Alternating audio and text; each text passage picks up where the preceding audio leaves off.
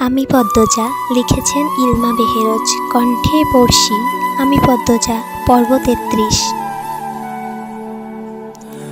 ফজরের আজান চারিদিকে ছড়িয়ে পড়তেই পদ্মজা চোখ খুলে বিছানা থেকে নামার জন্য উঠার চেষ্টা করতেই পারল না। আমির দুই হাতে জাপটে ধরে রেখেছে। পদ্মজা আমিরকে মৃদু কণ্ঠে ডাকলো, এই যে শুনছেন। আমির সাড়া দিল না। আবারও ডাকলো পদ্মজা। আমির ঘুমের ঘরে কিছু একটা বিড়বিড় করে আবার ঘুমে তলিয়ে যায়। এরপর পদ্মজা উঁচু স্বরে ডাকলো, আরে উঠুন না, ফজরের নামাজ পড়বেন। এই যে। আমির পিটপিট করে তাকায়, দুই হাতের বাঁধন আলগা করে দেয়। পদ্মজা আমিরকে ঠেলে দ্রুত উঠে বসে। বিছানা থেকে নামতে নামতে বলে, উজু করতে আসুন। আপনি আমাকে কথা দিয়েছিলেন আজ থেকে নামাজ পড়বেন। পদ্মজা কলপার থেকে উজু করে আসে। এসে দেখে আমির বালিশ জড়িয়ে ধরে আয়েশ করে ঘুমাচ্ছে। মৃদু হেসে কপাল চাপড়ালো পদ্মজা। এরপর আমিরের পাশে হেসে গিয়ে দাঁড়ালো।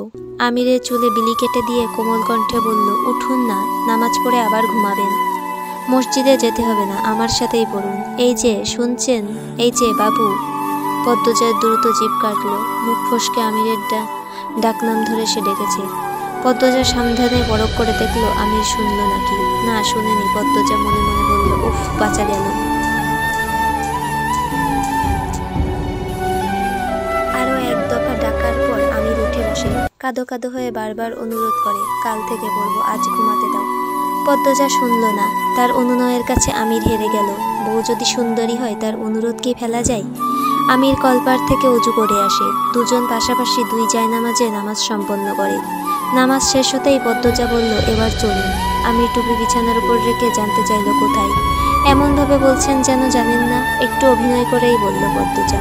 আমিরের সত্যি কিছু মনে পড়ছে না। এখন চোখে ঘুম ঘুম ভাব বলেই হয়তো। সে মনে করার চেষ্টা করলো। মনে পড়লেই বলতো, ও দাঁড়াও, চাবি নিয়ে আসছি। আমির বেরিয়ে গেল। পদ্মজা অপেক্ষা করতে থাকলো। জানালার পাশে দাঁড়াতেই ভোরের স্নিগ্ধ বাতাসে সর্বাঙ্গ চাঙ্গা হয়ে উঠল। বাইরে সবেমাত্র ভোরের আলো ফুটেছে। পদ্মজা চমৎকার চাহনিতে দেখছে বাড়ির পিছনের জঙ্গল। কি সুন্দর সবকিছু, এত এত গাছ, অযত্নে গড়ে ওঠা বন জঙ্গল যেন একটু বেশি আকর্ষণীয় হয়। প্রকৃতির রূপ দেখতে দেখতে আচমকা চোখে পড়ল রানীকে। রানীর পরনে আকাশি রঙের সালোয়ার কামিজ। সে জঙ্গলের ভেতরে যাচ্ছে। চোর চুরি করার সময় যেভাবে চারপাশ দেখে, রানীও ঠিক সেভাবেই চারপাশ দেখে দেখে এগোচ্ছে। পদ্মজা নিঃশ্বাস বন্ধ করে পুরো দৃশ্যটা দেখল। রানী গভীর জঙ্গলের আড়ালে চলে যায়। তখনই আমির আসে। পদ্মাবতী। আমিরের ডাকে পদ্মজা মৃদু কেঁপে উঠল। আমির কপাল কুঁচকে প্রশ্ন করল, কিছু কি হয়েছে? না, কি হবে, চলুন আমরা যাই। পদ্মজা যে কোনো কথা এড়িয়ে গেছে তা বুঝতে পারল আমির, তবে প্রশ্ন করল না। পদ্মজা আমিরকে রানীর কথা বলতে গিয়েও পারল না। সে ভাবছে আগে রানী আপাকে জিজ্ঞাসা করতে হবে, এখনই বলা ঠিক হবে না। উনি কি ভাবেন আবার। রুম্পার ঘরের দরজা খুলতেই ক্যাচ ক্যাচ আওয়াজ হয়। পদ্মজা ঘরে ঢুকে আগে জানালা খুলে দেয়, তারপর পালঙ্কের দিকে তাকান। পালঙ্ক শূন্য। পদ্মজা আমিরের দিকে জিজ্ঞাসু হয়ে তাকায়। আমির ঈশা করে পালঙ্কের নিচে দেখতে। পদ্মজা ঝুঁকে পালঙ্কের নিচে তাকালো। কেউ একজন শুয়ে আছে, চুল দিয়ে মুখ ঢাকা, হাতে পায়ে বেড়ি বাঁধা। আমির পদ্মজার পাশে বসে বলল, উনিই রুম্পা ভাবি। ওনাকে ডাকবেন একটু? রেগে যায় যদি। তবুও ডাকুন না। আমির লম্বা করে নিঃশ্বাস নিয়ে ডাকলো, ভাবি, ভাবি, শুনছেন ভাবি? রুম্পা নড়ে চড়ে চোখ তুলে তাকায়। দুই হাত দূরে একটা ছেলে ও মেয়ে বসে আছে। তাদের মুখ স্পষ্ট নয়। ভালো করে ঘরে ঢুকেনি। রুম্পা শান্ত চোখে চেয়ে রইল অনেকক্ষণ। পদ্মজা হাত বাড়িয়ে বলল, আমার হাত ধরে বেরিয়ে আসুন। রুম্পা বাদা দুই হাতে পদ্মজার হাত ধরার চেষ্টা করে পারল না। পদ্মজা আর একটু এগিয়ে যায়। রুম্পা দুই হাত ধরে টেনে বাইরে নিয়ে আসে। রুম্পা কাছে আসতেই দুর্গন্ধে পদ্মজার বমি চলে আসে। গলা অবধি এসে বমি আটকে গেছে। না জানি কতদিন গোসল করেনি রুম্পা, দাঁত মাজেনি। এই বাড়ির কেউ কি একটি পরিষ্কার করে রাখতে পারে না রুম্পাকে? প্রস্রাবের গন্ধও পাওয়া যাচ্ছে। মনে হচ্ছে ঘরেই প্রস্রাব পায়খানা করে। রুম্পা মলিন মুখে চেয়ে থাকে পদ্মজার দিকে। শান্ত স্থির দৃষ্টি। আমির গর্ব করে রুম্পাকে বলল, আমার বউ। বলছিলাম না সব থেকে সুন্দরী মেয়েটা আমার বউ হবে? দেখিয়ে দিলাম তো। রুম্পা হাসে। ময়লাটে মলিন মুখের হাসি বোধহয় পৃথিবীর সব থেকে সুন্দর হাসি। অনেকদিন গোসল না করার কারণে চেহারা হাত পা ময়লাটে হয়ে গেছে। নখগুলো বড় বড়। নখের ভেতর ময়লার স্তূপ যেন। ঠোঁট ফেটে চৌচির, টলমল করা চোখ। চোখ দেখে মনে হচ্ছে এক্ষুনি চোখ দিয়ে বর্ষণ বইবে। রুম্পা পদ্মজাকে শান্ত কণ্ঠে বলল, এ তো মেলা সুন্দর সেরি, তোমার নাম কি তা? পদ্মজা খুশিতে জবাব দিল, উম্মে পদ্মজা। সুডু ভাই, এত সুন্দর সেরি কই পাইলেন? এ যে চান্দের লাগান মুখ। রুম্পার আরো কাছে এসে বসলো পদ্মজা। দুর্গন্ধটা নাকে লাগছে না, মানুষটাকে তার বেশ লাগছে। রুম্পার চুল লম্বা, মাটিতে 5-6 ইঞ্চি চুল লুটিয়ে আছে, কুচকুচে কালো চুল। অনেকদিন চুল না ধোয়ার কারণে চুলগুলো জট লেগে আছে, কিন্তু সৌন্দর্য এখনো রয়ে গেছে। যখন সুস্থ ছিল নিশ্চয় অনেক বেশি সুন্দর চুলের অধিকারিণী ছিল। পদ্মজা বলল, আমি আপনাকে তুমি বলি? রুম্পা দাঁত বের করে হেসে মাথা নাড়ালো। পদ্মজা হেসে বলল, কিছু বলবেন? রুম্পা হাসি মুখ নিয়ে তাকিয়ে থাকে পদ্মজার দিকে, কোনো জবাব দেয় না। সেকেন্ড কয়েক পর রুম্পার চোখের দৃষ্টি এদিক ওদিক ছুটতে থাকে, হাসি মিলিয়ে মুখলিন হয়ে আসে। পদ্মজা অবাক হয়ে রুম্পার পরিবর্তন দেখে। আকস্মিক পদ্মজাকে আক্রমণ করে বসল রুম্পা, খামচে ধরে পদ্মজার পা। আমির লাফিয়ে উঠে রুম্পার হাত থেকে পদ্মজাকে ছুটতে চেষ্টা করে। রুম্পা পা ছেড়ে পদ্মজার শাড়ি কামড়ে ধরে, মুখ দিয়ে অদ্ভুত শব্দ করতে থাকে। আমির ধমকে বলে, ভাবি ছাড়ো বলছি, পদ্মজা তোমার ক্ষতি করতে আসেনি, ভাবি ছাড়ো।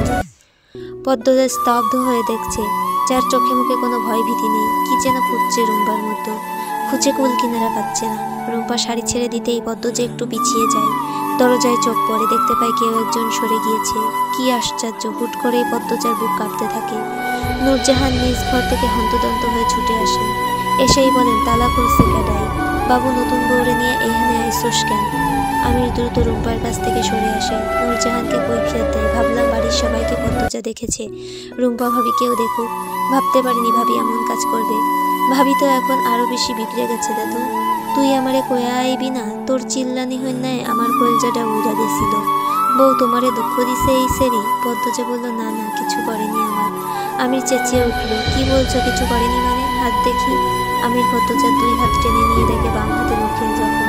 আমির ব্যথিত স্বরে বলল, ইস কতটা আঘাত পেয়েছো, ঘরে চলো, দাদু এই নাও চাবি, তালা মেরে দিও।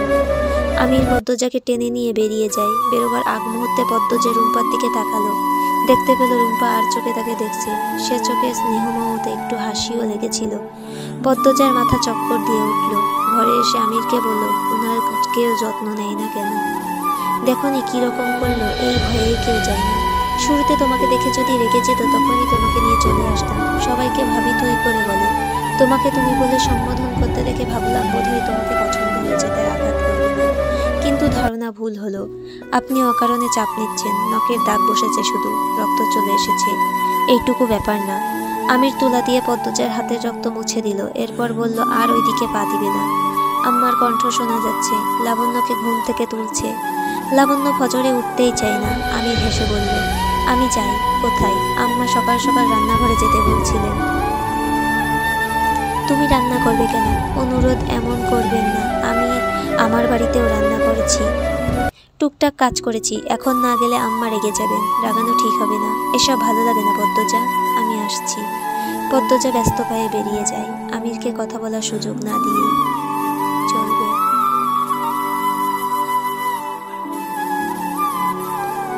উপন্যাসের পরবর্তী পর্বগুলো পেতে চাইলে সাবস্ক্রিপশন করে পাশে থাকুন। গল্পগুলো ভালো লাগলে লাইক, কমেন্ট এবং শেয়ার করে পাশে থাকবেন। ধন্যবাদ।